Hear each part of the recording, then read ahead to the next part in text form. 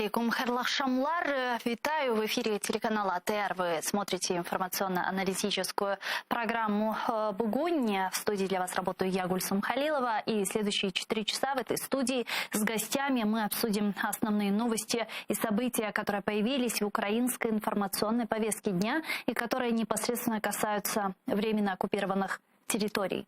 Я напомню, что мы работаем в прямом эфире на экраны ваших телевизоров. Режиссеры периодически выводят номер телефона. Вы можете звонить к нам абсолютно бесплатно по Вайберу +3 80 67 63 46 130, а также можете присоединяться по скайпу atr.tv. Это наш адрес. Звоните, задавайте ваши вопросы. Нам важен ваш голос. Не забывайте подписываться на наш YouTube-канал. Там мы вещаем как в онлайн-режиме, так и выкладываем самые интересные фрагменты из наших эфиров. Выкладываем практически все наши программы в записи. Вы можете посмотреть на нашем YouTube-канале. Если вдруг не успели посмотреть в прямом эфире, помогайте нам его продвигать, так как сегодня это чуть ли не единственная платформа, на которой мы вещаем для оккупированного Крыма. Я напомню, что в связи с недофинансированием телеканала АТР правительством Украины мы были вынуждены отключиться от спутников. И сегодня мы вещаем на нашем YouTube-канале, на сайте телеканала АТР, atr.ua, IPTV, а также в кабельных сетях Украины. Ну и поддерживать Первый крымско-татарский вы можете, подписавшись на наш Patreon. Ссылку также на экраны периодически выводят режиссеры. Можете проходить по этой ссылке, которую видите сейчас, выбрать уровень поддержки и стать частью большой крымско-татарской семьи АТР. Это поможет нам продолжать работать на непростом информационном фронте. Но этот блок я бы хотела начать с самых последних и актуальных новостей. Как известно, сегодня депутаты Государственной Думы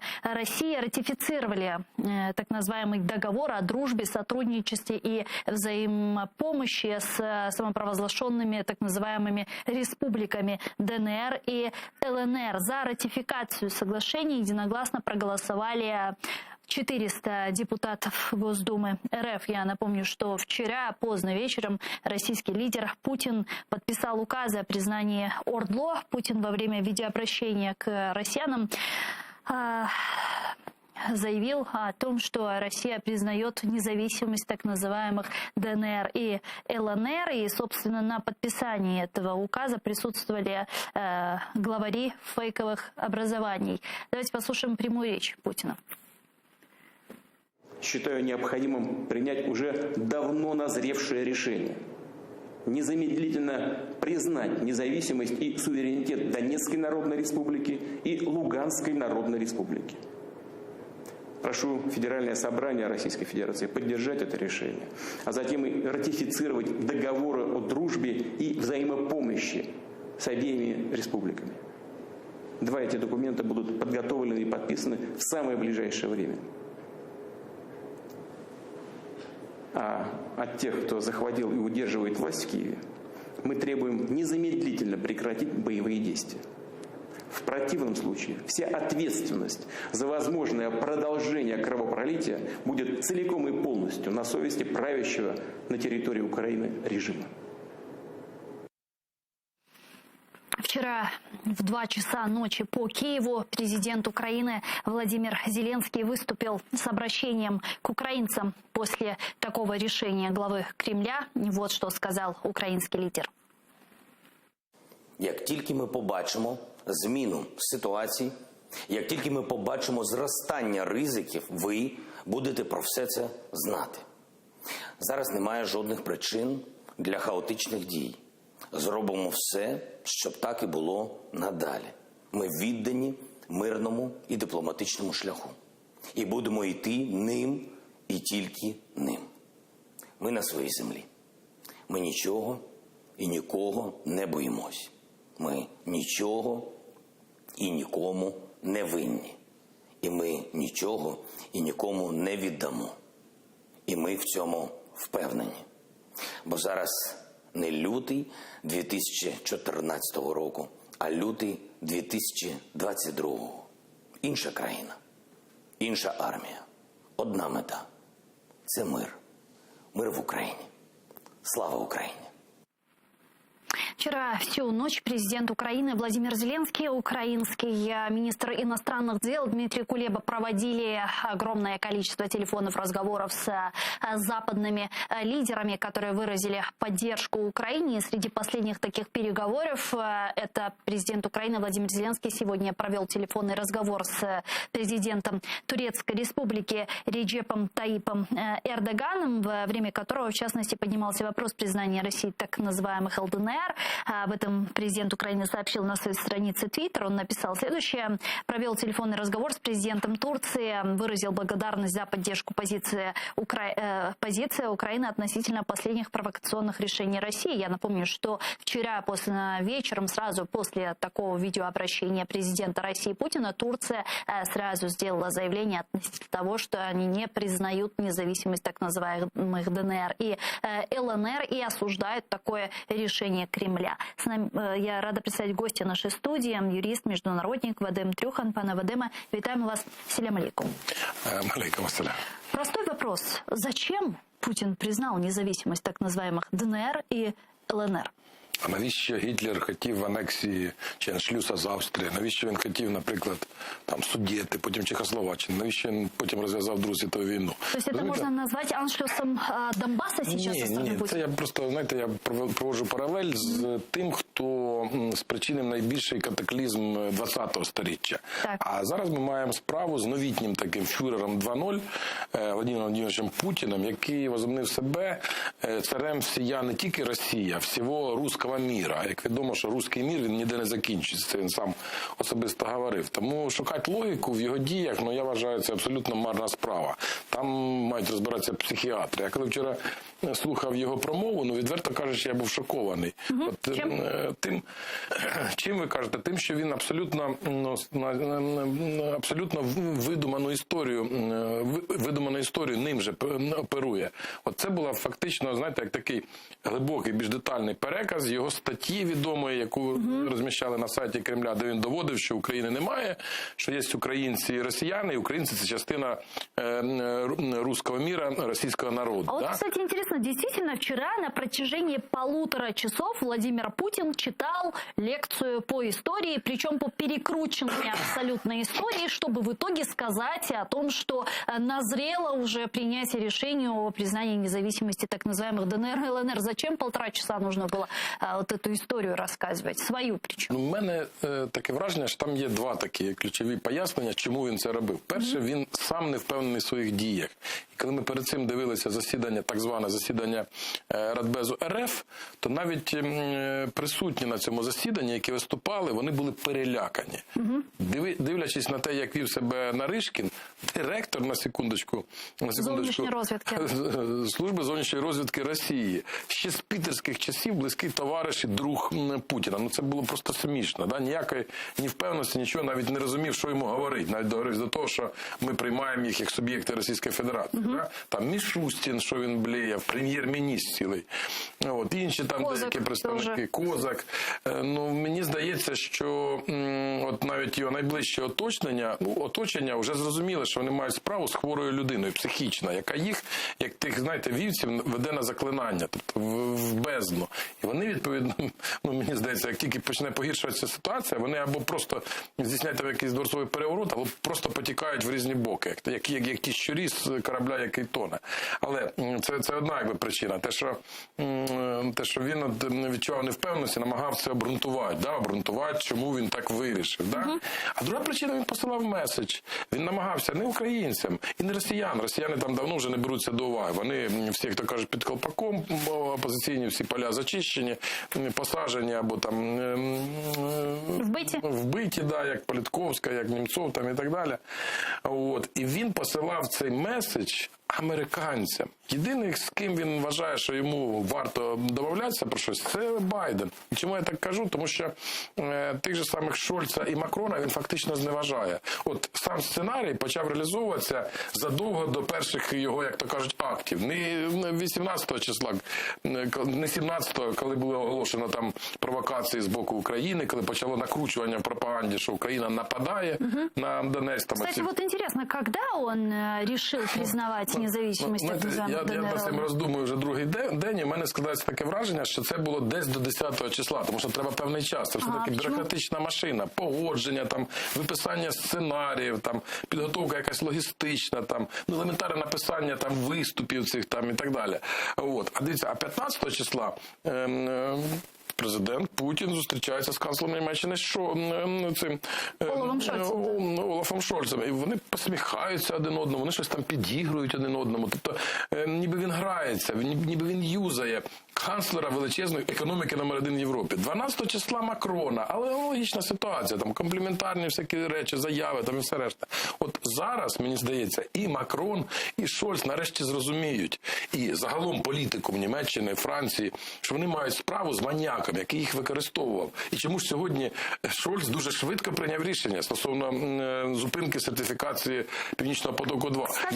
Я, до речі, переживав, що вони на це не підуть, а вони пішли на це. А насколько это вообще было неожиданное решение канцлера Германии Олафа Шольца? Потому что мы действительно ведь в последнее время говорили о том, что Франция и Германия те страны, которым, можно сказать, импонировала Россия, которые по ряду вопросов, к сожалению, рядом с Украиной не стояли. И тут вопрос предоставления Украине ПДЧ, да, вопрос поставок, продажи оружия Украине. И, собственно, по Северному потоку-2 тоже было огромное количество сомнений. И тут Олаф Шольц сегодня на пресс-брифинге говорит о том, что сертификация Северного потока приостановлена. Не приостановлена, там вона припинена, тобто вона встановлена повністю. Це трошки інший там акцент.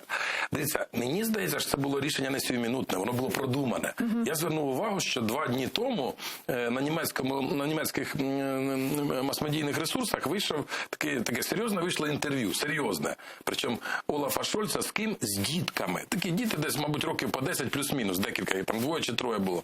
І от одне з питань, яке задає там хлопчик прем'єр-канцлеру своєму, каже, скажіть, будь ласка, а Путін це вбився? Да. І він відповідає так уже, знаєте, з розумінням, що ви розумієте, в Росії немає закону, там люди не захищені, там і так далі. Друге питання, яке задають діти, а Путін має сидіти в тюрмі? От уявіть собі, канцлеру Німеччини, який щойно був в Москві і посміхався Путіну. І він відповідає, ви знаєте, це мають росіяни вирішити, що з ним робити. Тобто, ну ніби він уже чітко розумів, з ким він має справу. Я думаю, що він не знав, що буде такий сценарій з визнанням. Ну, може, десь передбачав, що може як один з варіантів. Але коли цей сценарій Путін реалізував, він, не роздумуючи, вже зранку прийняв рішення. Джонсон, Борис, теж це ж, класика жанру. Він не чекає, поки всі разом. Він вже сьогодні запровадив санкції проти найближчого оточення Путіна, Ротенберга, там, Тімченка і так далі. І проти 5 російських потужних російських банків. Да. Для них це чревато дефолтами. Россия, кстати, я хочу просто озвучить эти банки. Название Россия, Избанк, Общий банк, да. Промсвязьбанк, Черноморский банк. И, собственно, под санкции британцев попали российские олигархи Борис и Аркадий Ротенберги и Геннадий Тимченко. Так. Ну, що ж, це серйозні санкції? Серйозні, але я вважаю недостатні. Цього мало. Цього мало. Справа в тім, що Росія все-таки має запас міцності. Тут треба чітко це усвідомлювати. Тобто завтра там не буде ні дефолту, нічого. Хоча, от я дивився позавчора, перед вчорашнім оголошенням рішення Путіним, уже, віддать, ринки розуміли, що щось відбувається. Після оголошення, що буде Радбез, після того, як Держдума прийняла це рішення про звернення до Путіна, обвалилися фінансові ринки. 1 трильйон рублів вони, там, більше 1 трильйона рублів втратили акції там 20 найкрупніших підприємств. Сегодня написала, что российские олигархи потеряли на этих новостях по Донбассу порядка 8 миллиардов долларов. Це вже вчора, да, це вже вчора, після того, як це все пішло. А буде ще далі і далі. От, тому, знаєте, я би розглядав цю ситуацію не з точки зору там якоїсь підстави для паніки, там для, знаєте, для якихось хаотичних рухів, що правильно, до речі, президент сказав, а як шанс певний, це шанс. Це шанс, нарешті, для нас зрозуміти, що війна за незалежність, ось вона йде. Зараз для нас це питання виживання, тому треба терміново зробити все, для того, все можливе і неможливе, щоб була консолідована політична еліта, щоб було консолідоване суспільство. Це перше. Друге, треба все зробити для того, щоб була професійна влада. Я би на місці президента Зеленського зараз би терміново вийшов би на формування переформатування уряду і створення уряду національної єдності за участю провідних фахівців і партійних, ті, що, скажімо, представляють партії парламентські, і позапартійних. Як та ж сама, мені дуже подобається історія з пані Яресько. Вона поїхала в Пуерто-Ріко, там врятувала цей штат, чи що воно, Сполучених Штатів від банкротства. І потім собі пішла. Чому ні? Сильний фахівець, в Україні спрацювала, все. Є такі фахівці. Друге, що б я зробив, це вийшов би зараз на переговори з МВФ, з іншими міжнародними фінансовими організаціями, приватними великими інвесторами, з порядком денним таким. Часткове списання боргів, а решта накладення мораторія до врегулювання ситуації. Такі історичні приклади були. В умовах війни і загрози існування самої держави кредитори чітко розуміють, що вони можуть втратити або все, або відстрочить, поки вони отримують те, що є. Я думаю, що це нормальний був би хід. Теперь по поводу реакции Украины и что может сделать Украина в данном случае. Сегодня Министерство иностранных дел Украины направило президенту запрос о разрыве дипломатических отношений. Да, у нас на 8-м году оккупации Крыма и вооруженного конфликта на Донбассе все еще есть дипломатические отношения с Россией. Вот сегодня Министерство иностранных дел Украины направило президенту запрос о разрыве этих дипотношений с РФ. Об этом заявил Владимир Зеленский сегодня на пресс-конференции. Я предлагаю послушать его цитату. До мене прийшов запит від МЗС, щоб я розглянув питання розриву дипломатичних відносин між Україною та Російською Федерацією. Одразу після нашої прес-конференції я буду припрацьовувати це питання. І не тільки це питання, а інші дієві кроки щодо ескалації з боку РФ. Ми вважаємо, це був крок ескалації, юридична агресія, яка дає фундамент для військової агресії з боку Росії, з боку бойовиків, які оточують тимчасово оккуповані українські території. Министр обороны Алексей Резников же заявил, что после слов российского президента Путина теперь весь мир знает то, что украинцы понимают уже 8 лет. Резников считает, что впереди Украину ждут тяжелые испытания, будут потери. Он выступил с обращением к вооруженным силам Украины. Вот что он сказал, его цитируют наши журналисты. Завдяки вашій мужності, самовідданості і професіоналізму було зламано плани ворога, який усі ці роки вів підлу війну, ховаючись за жінками і дітьми. Обстрілював школи і житлові будинки, викрадав і катував, брехав і залякував, грабував і нищив нашу землю. Учора він показав своє справжнє обличчя, обличчя злочинця, який хоче тримати у заручниках вільний світ, який усвідомлює свій злочин і намагається пов'язати усіх навколо себе круговою порукою, бо боїться. Адже за злочином неодмінно прийде покарання. Попереду важкі випробування. Будуть втрати. Доведеться пройти через біль, здолати страх і зневіру, але нас неодмінно чекає перемога. Министр иностранных дел Украины Дмитрий Кулеба же призвал международное сообщество должным образом отреагировать на признание России независимости оккупированных ОРДЛО, потому что это будет зависеть, что Кремль решится дальше. Столиці усього світу зараз не сплять, незалежно від часових поясів. Масштаб і порядок застосування санкцій фіналізуються. Україна наполягає на наступному. Подальші дії РФ будуть залежати від того, як світ відреагує зараз. У Росії не має бути сумнівів, що світ не тільки говорить, але й рухається до запровадження санкцій. Ну что ж, по поводу разрыва дипломатических отношений. Этот вопрос, на ваш взгляд, назрел уже давно, и какое может быть решение Зеленского по этому вопросу? Це питання перезріло вже давно. Ви от вірно підвітили в підводці до цього питання, що Крим був окупований Російською Федерацією, дипломатичні відносини залишились.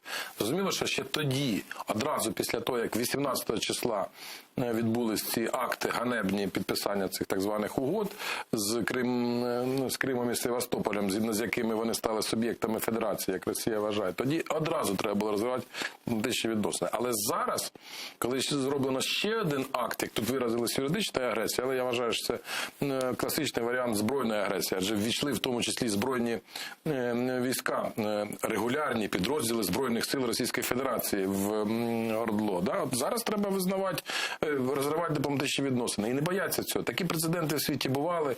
Дуже такий близький нам Грузія. Одразу після початку грузинської війни, на початку вересня, було скасовано дипломатичні відносини. І їх досі немає. І Грузія стоїть, як там розвивається торгівля, щось там вони трішки знайшли, якісь там механізми взаємодії. Повітряне сполучення відновлено, все решта. Треба розривати дипломатичні відносини і не боятися того. Але зроблю одну оговорку. Є поняття дипломатичні відносини і є консульські відносини. От консульські відносини треба поки що зберегти, поки немає воєнного стану, поки немає оголошення війни. Чому? Тому що там сидять в тюрмах наші громадяни, які є політичними заручниками. Там величезна українська громада, яка в силу різних причин там перебуває. І працюють там, і лікуються, і навчаються, все що завгодно. У родичів там перебувають, все решта. Українські консули мають надавати допомогу. Там у нас є і консульський відділ в Москві, і генконсульства в Пітері, в Ростові, в Екатеринбургі, Новосибірську. Їх поки що треба залишити. Но в таком случае, чем это будет чревато? Вот в России уже сказали, что мы не хотим разрывать с Украиной дипломатические отношения. Знаєте, слухати росіян себе не поважати. Да. Ну, а Небензя, представник... Ну, а чому ви все-таки так опоздали? Я поясню. Небензя, представник Росії при ООН, сьогодні вночі сказав, що Росія не збирається виходити з Мінських домовленостей. Тобто це нічого, що вони там визнали ЛДНР, що суперечить Мінським домовленостям. Це нічого, що вони вели там 100 з чимось одиниць тяжкої військової техніки, що вже зафіксовано там багатьма спостерігачами, да? Мінські домовленості має Україна виконувати. Да, вони Київ, якщо, не дай Боже, хочеться аж сплюнути, захоплять, вони все одно будуть говорити, що мінські домовленості треба виконувати. Розумієте, Росія і російські представники – це давно вже люди, які возвели брехню в абсолют. Вони біле називають чорним, чорним білим. А те, що стосується дипломатичних відносин, один з заступників міністра закордонних справ Росії сьогодні теж сказав, що ми проти розриву дипломатичних відносин. А хто має питати? Ніхто не має питати. Це односторонній акт. За Конституцією і законом про дипломатичну службу МЗС вносить, президент приймає рішення. Сьогодні, максимум завтра, треба це рішення приймати і рухатися далі. А те, що стосується там, якихось, як вважається, труднощів в дипломатичному діалозі, нічого страшного. Треба домовитися або з Швейцарії, або з нейтральною Швецією, чи Австрією. Тієї країни, яка влаштує обидві сторони. Вона буде представляти наші інтереси там. А будь-які там контакти можна погоджувати зараз по месенджерам, по мобільним телефонам і таке інше, що, власне, зараз і робиться, як то кажуть, минуючі дипломатичні канали. Я предлагаю подключить к нашему эфиру Володимира Ар'єва, народного депутата України, фракція «Європейська солідарність». Він зараз з нами на прямому зв'язку. Пане Володимире, вітаємо вас. Салям алейкум. Алейкум ассалям. Добрый день. Добрый день. Пане Володимире, насколько мне известно, Верховная Рада Украины приняла обращение и заявление по признанию Путиным так называемых ДНР и ЛНР. Что включает в себя это заявление и как вы в целом оцениваете такие действия Кремля? Кремль, ясна річ, що оцінка тут однозначна, взяв курс на демонтаж України як держави і те, що Путін своїми псевдоісторичними роздумами і Лавров потім заявами про те, що Росія не приймає суверенітет України, вони лише доводять, що мета Росії, вона довгострокова чи короткострокова, але нищити Україну, українську державу. Це однозначно. Це щодо України, тому що насправді метою Кремля є не тільки Україна, Грузія, Молдова, а також країни Балтії і країни Східної Європи теж під, скажімо так, пильним оком Саурона, який сидить зараз в Кремлі. Щодо заяви Верховної Ради, я вважаю, що вона дуже правильна, але вона є недостатня. Зокрема, нам треба безпосередньо, ця заява загальна, вона закликає не визнавати так звані ЛНР і ДНР інші держави.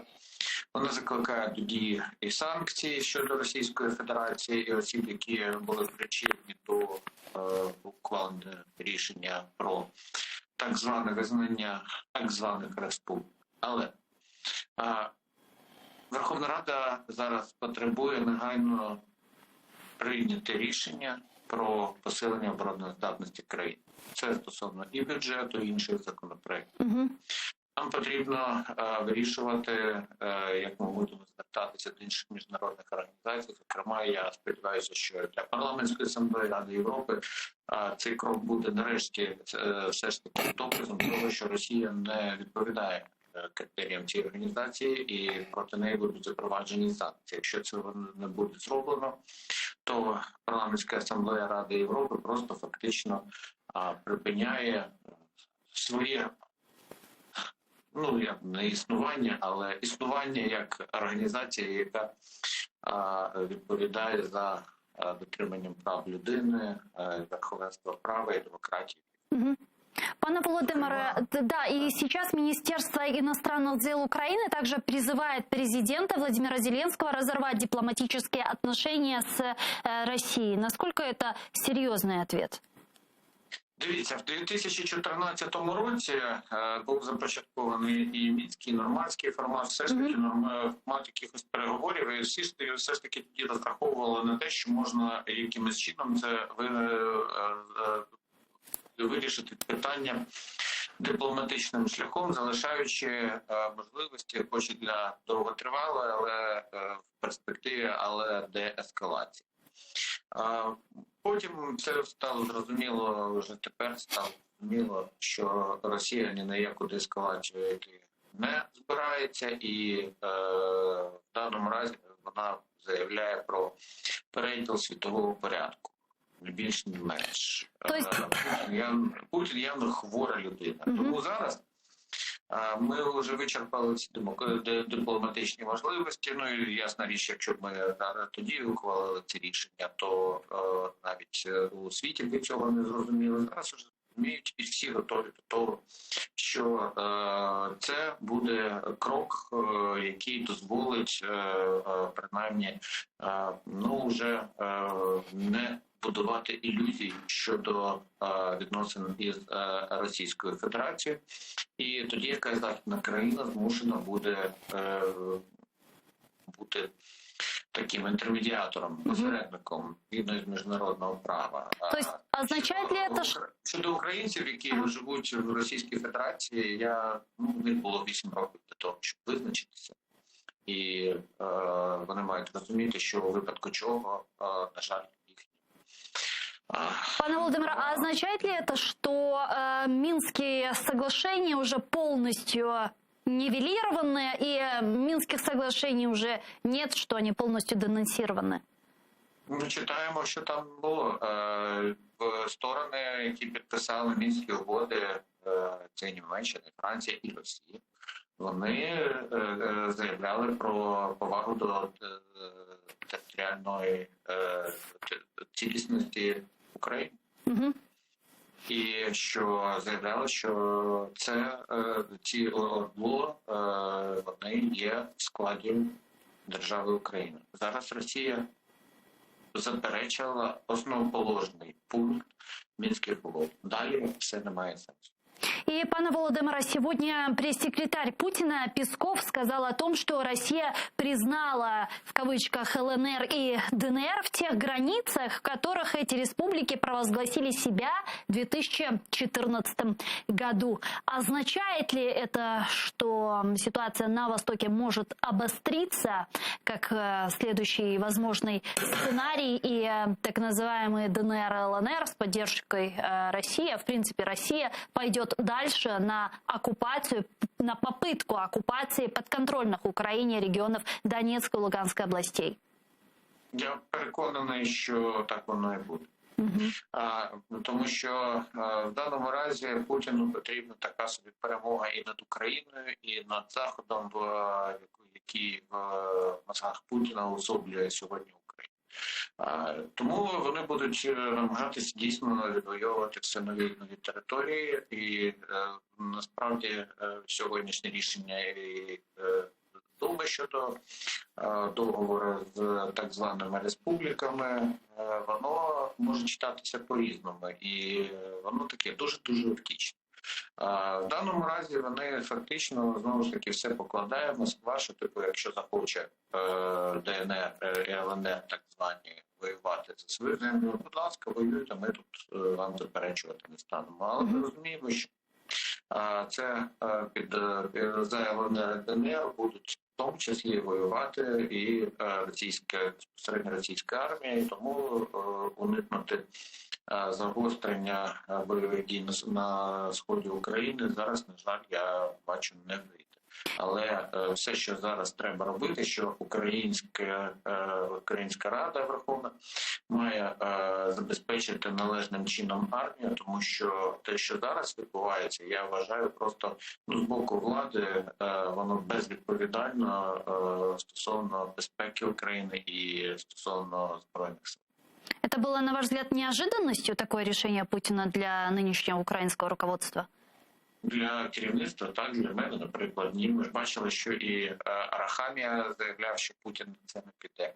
Вони були впевнені, що нічого цього не буде. Ми з 2019 року казали, що іронізувати словами «а то Путін нападе» не варто. Ось він і напав. Коли слабке керівництво країни, у Путіна буде завжди бажання просуватися далі в свої плани.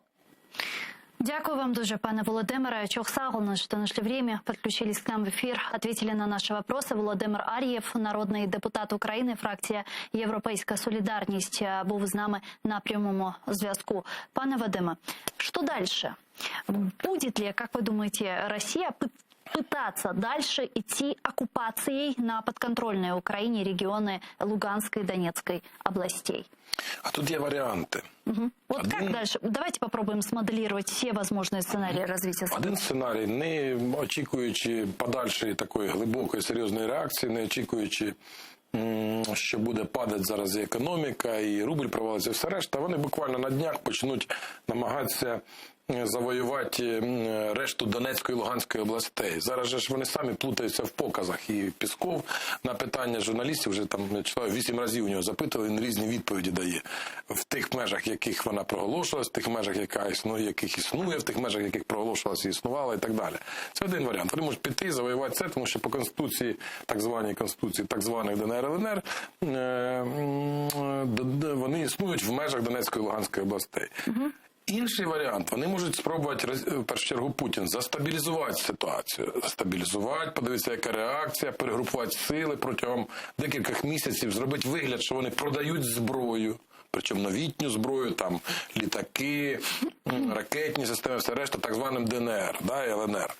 І потім десь на осінь, десь зиму, знову ж таки, придумати якісь провокації, а-ля там Гляєвець, і вони перейдуть в атаку, нібито це ДНР, ЛНР. Ну, уже они там, видите, на Донбассе сколько провокаций, что Украина якобы стреляет, отстреливает. До завершення думку. А Росія, згідно з цими договорами, які підписані сьогодні, ратифіковані одноголосно, як заявляли з Держдумою, буде їм допомагати. Це вже буде пряме зіткнення України з Росією. Причому воювати будуть не ті, що там зараз їх на вулицях ловлять наші нещасні громадяни, це м'ясо, а будуть воювати професійні російські воєнні. Який сценарій буде реалізовано, ми зараз ще не знаємо, але залежить буде від того, яка зараз буде, наскільки жорсткою буде реакція Заходу і України. Україна має бути тут, знаєте, як піонер, і не тільки дипломатичні відносини розривати, а й переорієнтувати свою економіку на військовий лад, тобто вкласти кошти в виробництво і тих же самих наших новітніх ракетних систем, і підвищення там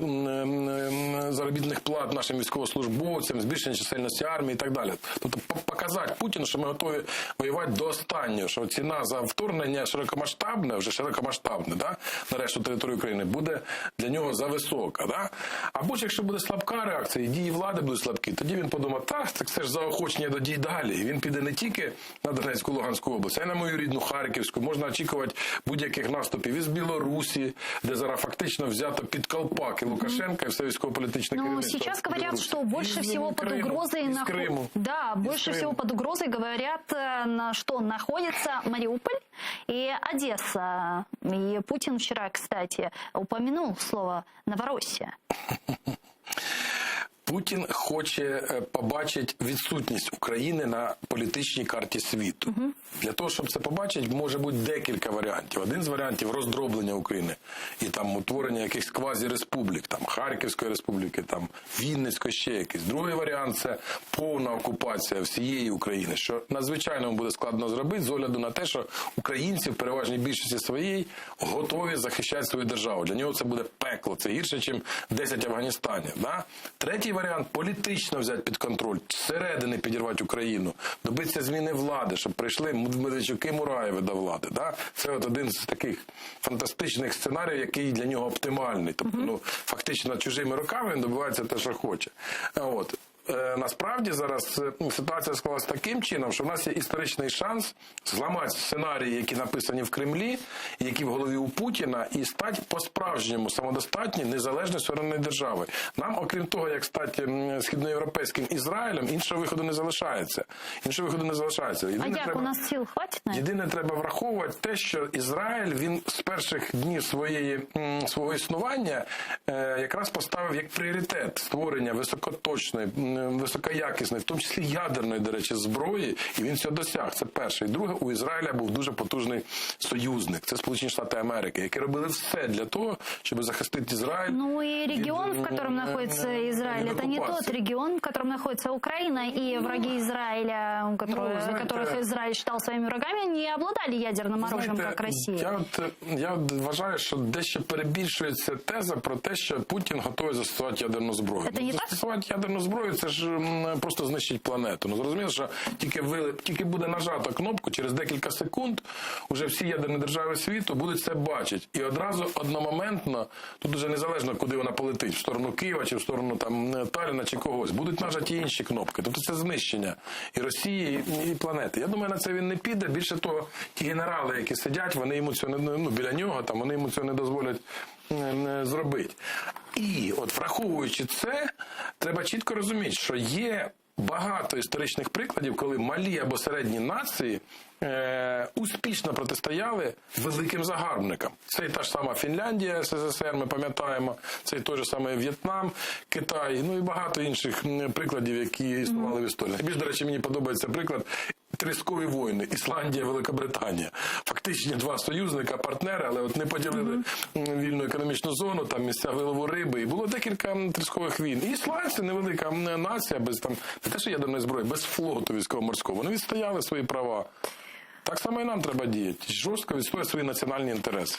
Ну и теперь по поводу поддержки со стороны партнеров Украины. Ведь мы понимаем, что вход российских войск на территорию ОРДЛО является фактически актом вооруженной агрессии против Украины, что в принципе должно повлечь за собой предусмотренные законодательством действия украинской власти, так и те адские жесткие санкции, о которых предупреждали на протяжении последних 2 месяцев западные партнеры Украины, в частности, Соединенные Штаты Америки, Британия и другие. Вот вчера, сразу после заявления Путина, собрались члены Совета Безопасности Организации Объединенных Наций на чрезвычайное заседание, и там осудили решение России признать независимость так называемых ЛНР и ДНР. Посол США на Совбезе ООН Линда Томас-Гринфилд поставила под вопрос утверждение Путина о том, что российские войска возьмут на себя так называемую миротворческую роль в Донецкой и Луганской областях. Вот что она сказала, я предлагаю послушать. Він називає їх миротворцями. Це нонсенс. Ми знаємо, хто вони насправді. Путін хоче повернутися у часи, коли миром правили імперії. Зараз не 1919 рік. Дії, обрані сьогодні Росією, матимуть серйозні та далекосяжні наслідки. Насамперед, щодо людських життів. Вторгнення в Україну обрушить на народ України війну, смерті та руйнування. Премьер-министр Великобритании Борис Джонсон заявил, что президент России Путин настроен на полномасштабное вторжение в Украину. Об этом он сказал после заседания правительственного комитета по чрезвычайным ситуациям. Я предлагаю послушать его прямую речь. And I'm afraid all the evidence is that... Боюсь, усе свідчить про те, що президент Путін справді налаштований на повномасштабне вторгнення в Україну, захоплення, підпорядкування незалежної суверенної європейської країни. Я думаю, давайте будемо абсолютно зрозумілими, що це буде абсолютною катастрофою. Він вважає, що Україна не має реального права на існування як суверенна незалежна країна, але це йде у розріз з усім, за що ми боролися наприкінці холодної війни. Це йде в розріз зі сподіваннями українського народу. Найскладніше зараз для Владіміра Путіна у проведенні цієї війни. Він зіткнеться із чимось, що, я думаю, йому буде дуже важко перемогти. І це українське почуття національної гордості та їхня рішучість захищати свою країну. Госсекретарь США Энтони Блинкен также выступил с заявлением относительно признания президентом России независимости прокси-режимов на востоке Украины. Вот что он сказал. Як ми говорили, коли Дума виступила з пропозицією, це рішення є повною відмовою Росією від зобов'язань у рамках Мінських угод і прямо суперечить заявленій Росії прихильності до дипломатії, є явним нападом на суверенітет України та її територіальну цілісність. Рішення Росії є ще одним прикладом кричущої неповаги президента Путіна до міжнародного права та норм. Ну и, как мы сегодня говорили, канцлер Германии Олаф Шольц уже заявил об остановке сертификации проекта «Северный поток-2».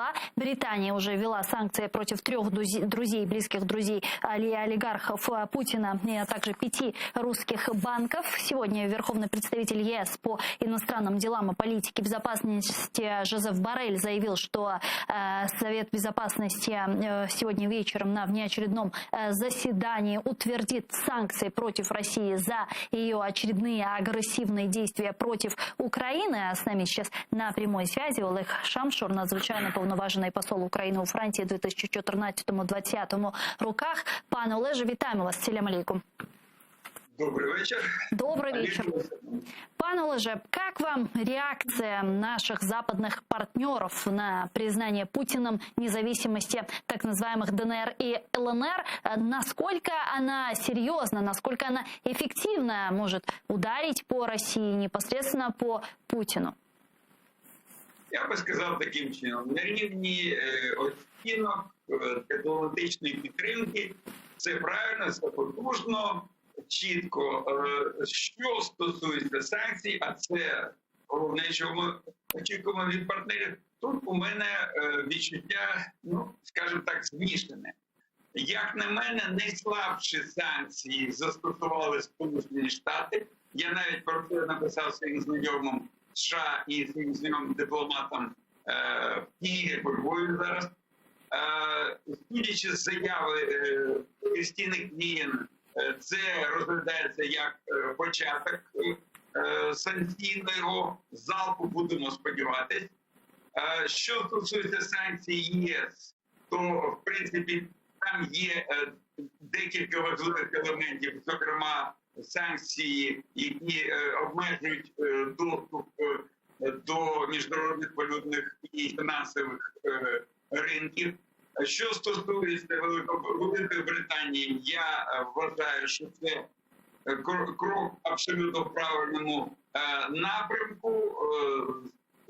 Санкції спрямовані проти антуражу, проти людей, дуже наближених до Путіна, і заява Шольца про зупинення сертифікації Північного потоку-2 – це також важливо. Але разом з тим, це все ще досить далеке від пакету, я підкреслюю, пакету пекельних санкцій, які нам обіцяли партнери, і їх треба запровадити або в повному обсязі, або можливо дещо у різному вже зараз. Якщо Захід цього не зробить, то, як завжди, Путін це потрактує як можливість просуватися далі, і ми однозначно побачимо нові агресивні дії, тому що він буде вважати, що він є безкарним. І останнє, що хотів би сказати, якщо ви уважно дивилися вчорашнє засідання російського Радбезу, то в принципі Росія готувалася, очевидно, готувалася до більш серйозних санкцій, тому що, як свідчить виступ прем'єр-міністра Росії, в певний час вони вже займалися контрзаходами, заміщенням втрат від санкцій. Тобто, я думаю, що для того, щоб до Путіна хоч щось дійшло, треба зараз не просто його бити барабанними паличками по вухам, а вдарити палкою по голові. Но, пане Олеже, как вы думаете, вот после таких действий Кремля, после такого решения непосредственно Путина, остается ли еще шанс урегулировать эту ситуацию, это напряжение в дипломатической плоскости? Или Путин, приняв такое решение, уже, в принципе, открыл последний шлагбаум и готов к полномасштабному вторжению, о котором нас предупреждали на протяжении последних 2-3 месяцев? Я переконаний, що можливості для врегулювання ситуації на прийнятних для нас умовах, ці можливості вже вичерпні. І це було абсолютно зрозуміло під час зустрічей Путіна з Шольцем і Макроном. Було видно навіть, якщо звертати увагу на Путін-Ленкович і манеру поведінки Путіна, що він вважає це противним номером, і це абсолютно як. Так що дипломатичні методи вже вичерпані, і це треба, до речі, зрозуміти також нашим, скажімо, керівникам. І треба переходити до більш рішучих, більш, ну, скажімо так, однозначних дій нашого боку. Окей, если мы говорим о том, что, к сожалению, исчерпаны практически все возможности на дипломатической плоскости еще о чем-то говорить, переговаривать и о чем-то договариваться, что дальше? Как будут дальше развиваться события по Донбассу? Дві можливості протистояти Путіну.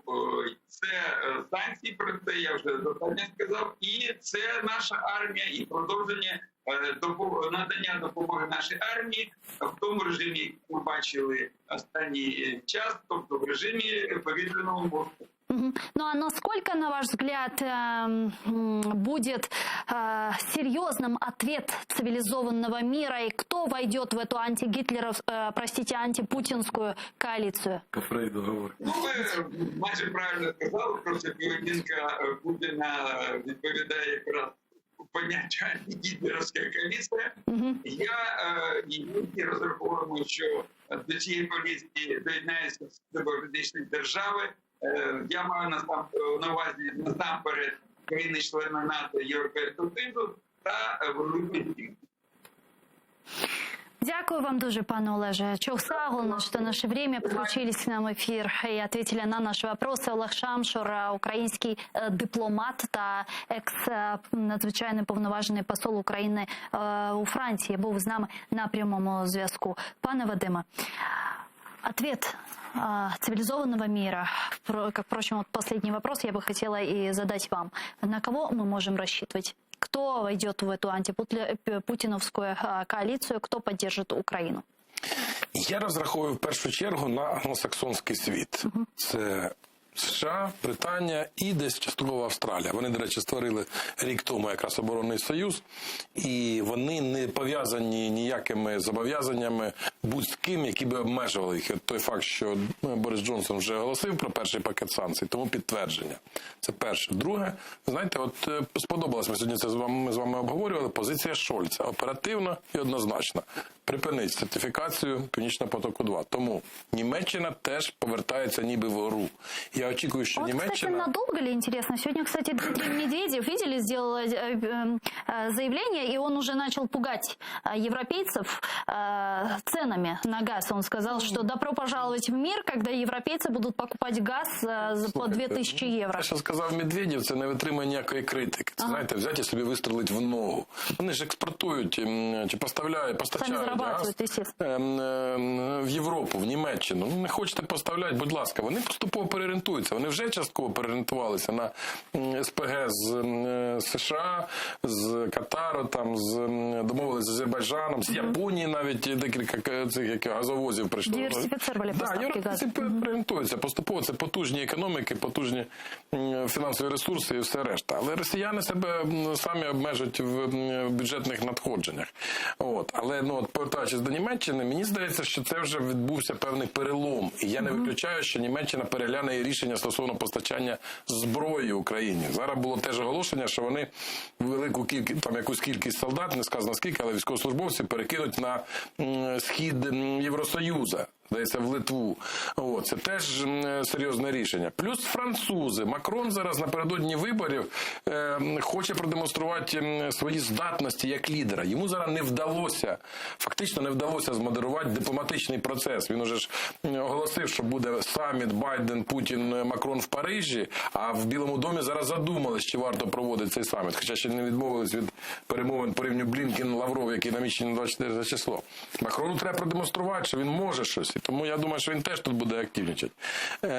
Плюс, те, що мені подобається одразу, те, що наші давні традиційні стратегічні партнери, вони не пасуть задніх, вони активні, вони приїжджають. Сьогодні, до речі, президент Зеленський, дуже сподобалось, навіть потролив західних дипломатів, що деякі тут виїжджають, тікають з України, а сміливі люди, як от президент Естонії, приїхав в Україну, а завтра буде президент Дуда Польщі, президент Литви, будуть переговори, знову ж таки, в Києві. І я сподіваюся, що продовжиться така постійна висадка дипломатичного десанту. Але ж це ж не просто зустрічі поручкаться і пообідать. Кожен привозить якісь рішення свого уряду, кожен привозить якісь обіцянки про допомогу, чи навіть вже її привозить. Я думаю, що зараз світ зрозуміє, нарешті, може вже частково і зрозумів, що насправді мова не про Україну, а взагалі про існування вільного світу. До речі, той факт, що сьогодні зателефонував Орбан, прем'єр-міністр Угорщини, той, хто вважається багатьма експертами, любителем Путіна, той, хто скільки палок в колеса за останній час поставляв Україні, зокрема в сфері етичної інтеграції, що просто не передати словами. Він зателефонував, висловив свою підтримку, несприйняття рішення Путіна і таке інше. Пане Вадиме, я тут новости читаю, и сегодня Джозеф Байден, президент Соединенных Штатов Америки, по Киеву 21:00 должен выступить с обращением по ситуации вокруг Украины. Чего ждать от этого обращения за последнюю неделю, если за последнюю неделю это уже третье будет выступление по Украине Байдена? Я не знаю, чи були в історії Сполучених Штатів Америки прецеденти таких частих звернень до нації, це треба дослідити, але тим не менше це досить неординарна ситуація. Але просто так, з якимсь пустим зверненням без ніяких меседжів і рішень він не буде виступати. Тобто я очікую, що там буде оголошено про жорсткий такий всеохоплюючий пакет санкцій проти Російської Федерації. Я очікую, що там буде оголошено про те, що США виділили таку-то суму грошей, і хотілося б, щоб це було не 100-200 мільйонів, а 5-10 мільярдів в розрізі рік-два Україні на підвищення її обороноздатності. Програма по типу ленд-лізу. Я очікую, що це буде оголошення про те, що санкції будуть стосуватися і Путіна особисто. Те, до речі, про що вже в Сполучених Штатах Америки давно говорять. І я думаю, що інакшого виходу в Байдена фактично немає. Тому що, якщо він проявить себе як слабкий лідер, демократичної партії виборці не пробачаться, і вони програють вибори в Конгрес, які відбудуться там восени. Тобто, фактично, і плюс це ж ящик Пандори для авторитарних режимів. Фактично для нас це ситуація десь навіть шансу, коли під тиском внутрішньополітичних обставин, під тиском критики з боку республіканської партії, Байден змушений діяти рішуче. Бо, щоб глядачі розуміли, в американській політиці, як правило, в ролі ястребів виступають республіканці, не демократи. А тут демократам в такій ситуації і під загрозою втрати більшості в Конгресі треба діяти рішучіше, аніж навіть республіканці. Бо республіканці тиснуть, підтискають. Трамп тисне, він повернувся знову в велику групу, знову там про себе заявив. Тому я очікую сильного виступу і позиції лідера вільного світу. Дякую вам дуже, пане Вадиму. Чохсалому, что приехали к нам в студию, ответили на наши вопросы. Вадим Трюхан был гостем нашей студии, юрист-международник, а я с вами не прощаюсь. Мы сейчас прерываемся буквально на 5 минут, после вернемся в эту студию и продолжим информационно-аналитическую программу «Бугунь». Не забывайте подписываться на наш YouTube-канал. Там мы вещаем как в онлайн-режиме, так выкладываем самые интересные фрагменты из наших эфиров, выкладываем практически все наши программы записи. Не забывайте ставить лайки и можете поддержать Первый крымско-татарский, подписавшись на наш Patreon. Ссылку также на экраны периодически выводят режиссеры. Можете проходить по ссылке, которую видите сейчас, выбрать уровень поддержки и стать частью большой крымско-татарской семьи АТР. Это поможет нам продолжать работать на непростом информационном фронте. Корушкенч.